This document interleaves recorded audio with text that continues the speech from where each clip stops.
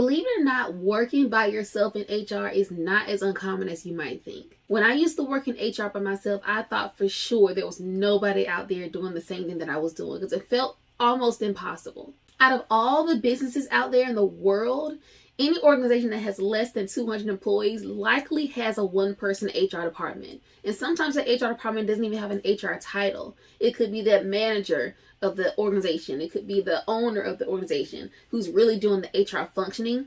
Whatever your job title is, if you are the single person in charge of HR for your organization, you're in the right place. Hey, it's Brittany, CEO and founder of Talented Teams Consulting, and I am back with today's video. Today I'm talking about what I believe is the truth about working as an HR department of one. This is my honest opinion about how it feels to work as an HR department of one, some things that you might want to think about as you're going through the position if you're new to the organization, and also what I think is going to be your ultimate guide for success as you're looking to grow your career in the future. Like I said before, you might not have an HR title if you are an HR department of one. You could be the business owner, you could be the facility manager or things like that. But you could also be an HR assistant or an HR director or an HR manager or even VP of HR with no direct reports. Regardless of the title, the expectation of the HR department is the same.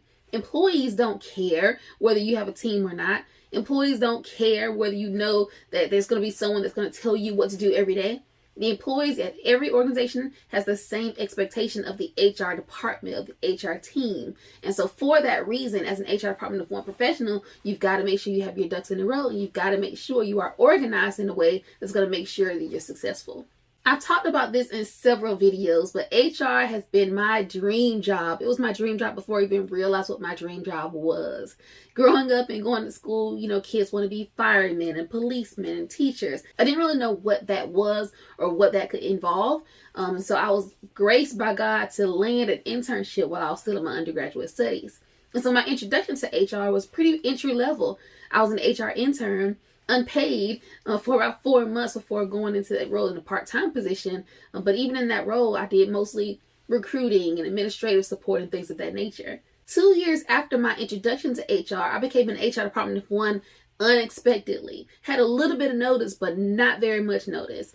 And I felt like I was thrown into the deep end. Had only a basic, fundamental understanding of what HR even was. And so to now have to be responsible for the entire function of HR, it was very daunting and very frustrating and very overwhelming. At first, it wasn't so bad. It was mostly doing the same things I already did. But then once, open enrollment rolled around, and then performance evaluations rolled around twice a year, and then there was employee issues, and then new managers and issues with managers and interpersonal things happening, and then employee deaths, and it was just a lot thrown at me that very first year. So I felt the pressure very, very quickly.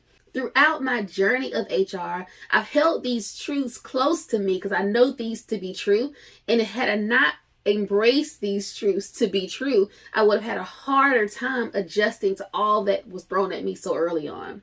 That's why I believe this video is so important, because if you're working in HR, you're likely 3 to 5 years into your HR journey. You don't have a supervisor that can tell you day to day what you're working on. If you're an HR department of one, you likely did not choose to be an HR department of one. It might not be what you originally signed up for. You maybe were voluntold to be in that position, or you might have been assigned to that role because you're good with people, whatever that means. And so when you're in this role, there's a lot of weight to the position. There's a lot of responsibility to the position, and meaningfully so. It's a really good thing to be that way, because the weight of the role is very important.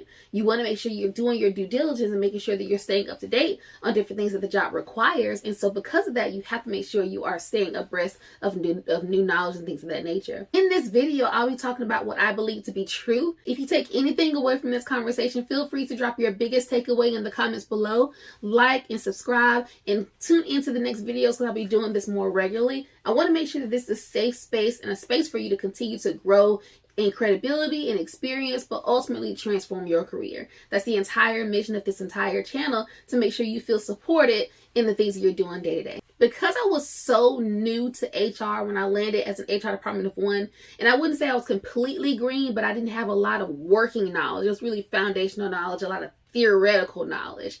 And so because of that, I was very thirsty. I was a voracious learner when it came to knowing what was necessary, because I knew I was painfully aware of what I did not know. I found a lot of resources, whether it was through my local SHRM chapter or national SHRM, or just even local organizations that were supporting organizations in our industry, in our area, just figuring out different ways for me to learn and people to connect with so that I could figure out how to bridge the gap between where I am right now and where I know I need to be to support my organization. When having conversations today with new HR professionals and when answering questions, I surprise myself at the way I'm able to rattle off answers. And it's not because I know everything. It's that I've trained my mind, I've trained myself to know where to find certain answers. And even if I don't know the exact answer, I know at least enough to get close enough to the answer to know where to find the rest of those answers. So that just comes from years and years of experience. Being in the HR industry for nearly 15 years, it's not a long time in the grand scheme of things, but for me to grow from unpaid HR intern to vice president of HR and administration, leading not only HR but 2 additional departments in less than 15 years, is amazing. And that would not have come without me being so voracious with my learning and so interested in being a continuous lifelong learner. Even where I am today, I'm continuously learning new things. I'm getting specialty credential courses through SHRM. I'm teaching specialty credential courses through SHRM. And as you teach things, you learn things as well. So there's never a point in my career, and I hope there's never a point in your own career where you're not learning something new. At one point in my HR Department of One journey, I remember Googling, at several points, I remember Googling how many employees does it take before you add another person to your HR team.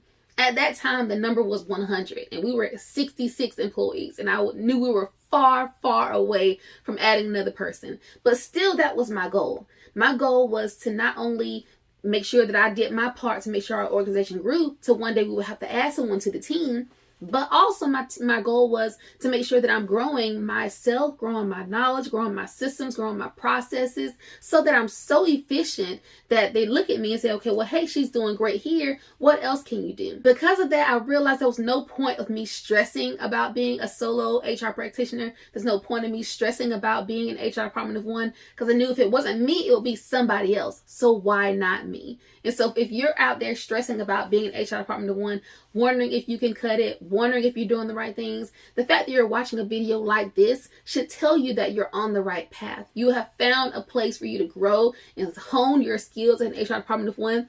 I serve primarily HR Department of One professionals because I understand how lonely it feels. You don't have a supervisor who can tell you what to do day to day. You've got to lead yourself. You've got to wonder, where's your career going to grow from this? Is your career going to grow from this? Yes, your career can grow, but because I've been there and I've done that, I can show you how you can do that within your organizations as well. The first truth that I would share about being a solo HR practitioner is that you need to embrace that you are an HR Department of One. Like I said before, don't stress about it. It's not going to change, and you stressing about it is not going to make it change for you as well. If anything, you could talk yourself out of the current opportunity that you're in. That was one of the biggest pieces that I had to take away from me at the very beginning of my career. When I landed myself as the HR Department of One, my first thought was, there's no way they can keep me around. I don't know enough. And then I had a conversation with my mom, and she was like, well, are they firing you? And I was like, well, no. She said, well, if they're not firing you, then keep working until they do. And so I kept working and learning and growing and growing. And so because of that, I knew if it wasn't me, it would be another person working solo in HR. And one thought that I've always had, and I had the same conversation with my 6-year-old today, if anybody can do it, I know that I can do it. And so I'm sure you have the same mentality as well. If you are in a position where you are being asked to do some hard things, it's going to be hard, and that's completely okay. But embrace the journey. And you plant those seeds today, you're going to be reaping the harvest for them for years and years to come. My second truth is that it's important, very, very important, to be self-reflective on not only your strengths, but also your opportunities. So like I said before, I was painfully aware of what I didn't know. We had an employee death, and I was like, where do I even start? Knowing where to find the information was very, very valuable, because I had to know, who do I call? What do I log in? What do I need to do to file a claim with our life insurance broker? What information do I need to get the family? When do I reach out to the family? There were all these questions that I had, and this is my very first year as an HR department of one, it was mind-boggling, and it was very scary. It was very uncomfortable. But again, that goes back to what I said before. When you plant those seeds, when you do those hard things, now if I'm in a similar situation, I can easily rattle off what those steps are, and I can easily talk about the things to do because I've been there, and I've been there in an uncomfortable place. Being reflective about not only your strengths but also your opportunities helps you to identify what the gap is. So I knew early on that when I was an HR intern, I was doing a lot of administrative work. So I was doctoring up PowerPoints and writing reports and putting together spreadsheets and things of that nature. But I also knew that there was a lot that I didn't know. So I had a lot of opportunity, but I had some strengths. And so while I was in my HR department of one journey, and even as I continue in my career today, I'm able to kind of marry those things. So I'm still big on spreadsheets. I'm still big on being very, very intentional with the output of my work. But to bridge the gap between my strengths and my opportunities, I'm always consistently finding new things to learn. If you haven't written down any other thing in this video, write that down.